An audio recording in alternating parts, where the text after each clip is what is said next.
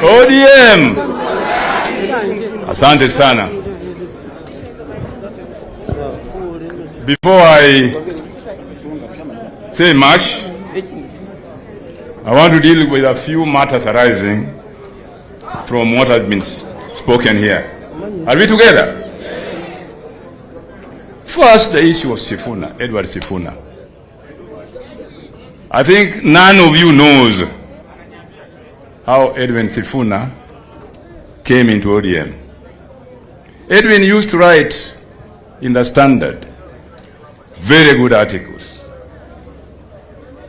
And after serving 12 years as Secretary General of ODM, I asked the party leader to allow me to concentrate in developing the research wing of the party and give the technocracy to another Secretary General. We tried a few people. It never worked. So one day I said, this young man who writes so well in the Standard and has an email address, let me call him to have a lunch with him. And I had lunch with Sifuna at the United Kenya Club, and I was very impressed. So I went to talk to the party leader. There's a young man here who I want to introduce to the party. He's a professional journalist. So can you meet him? The party leader said yes. When he met Sifuna, he was very impressed. And after a few weeks, Sifuna was made the Secretary General of ODM and has served faithfully till today. Makofi kwake basi. Secondly, I think you read the interview that Sifuna had Kenya Times recently, where he made it very, very clear. Being the Secretary General the spokesperson of the party, he clarified every issue. And since then, we have not seen any writing about Sifuna in the newspapers at all. Sasa wewe ni nani? Sasa wewe unaanza leo kupinga Sifuna. Wewe ni nani? We in the party sourced Sifuna from his professional work to bring him to the party. And he has been doing an excellent job since then. Ama sivyo? So let us support him. We in the party support him. Let the people support him. The guy is built for the future. Ama sivyo? The guy is built for the future. You know what I mean? Ukiangalia huko mbele, utaona Sifuna. Utaona nani? Sifuna. If you don't know what I'm saying, go home, fikiria. Sawa sawa? Second thing, matter arising I want to address here before I give my speech.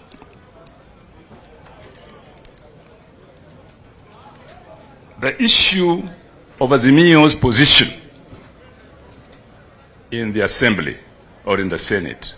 The court has ruled that Azimio is the majority party. Ama sivyo? Sasa wewe ni nani? You are not a speaker. You are not an MP. And then you are doubting what the court has said. We are the majority. So all these things like committees, nini, arati. Go there and take all the chairpersons of the committees because you are the majority. And you are the support of the party. Ama sivyo? Makofi kwao basi. The third thing I'd like to sort out before I speak is what a spokesperson of the party does. The spokesperson of the party, as Mama Wanga said earlier, after party organs have met and made decisions, he is the one who presents this to the public. Kama sivyo? So me and Wanga, we just sit behind. We know that he's going to clarify to the public what, and he has never contradicted organs of the party on any day. Sawa sawa. So Edwin Sifuna is somebody we have full confidence in, and I'd like you at Wananchi to give him full support. As Secretary General what? ODM. Wangapi wana support Edwin Sifuna? ODM! ODM!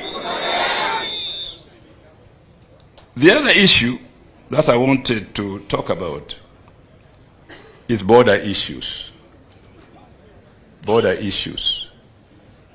You know, we have 48 governments in this country, according to the Constitution. 1 national and 47 counties. That is in the Constitution.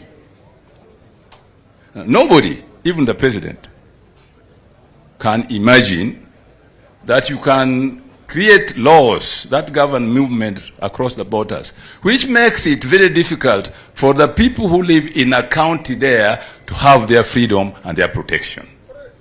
I'm a serious. So I'd like MPs to go to Parliament and make it very clear that any move by anybody, I don't want to mention names, to begin confusing citizenship on our borders when we know these are our counties and make problem for any county which is a border county, it's completely unconstitutional. So, finally, how is Kenya governed as a nation? There are 3 principles which govern Kenya as a nation. 1, constitutionalism. We must follow the Constitution. 2, democracy. 3, human or individual rights. Kama sivyo? Every Kenyan is a proper noun. You know a proper noun?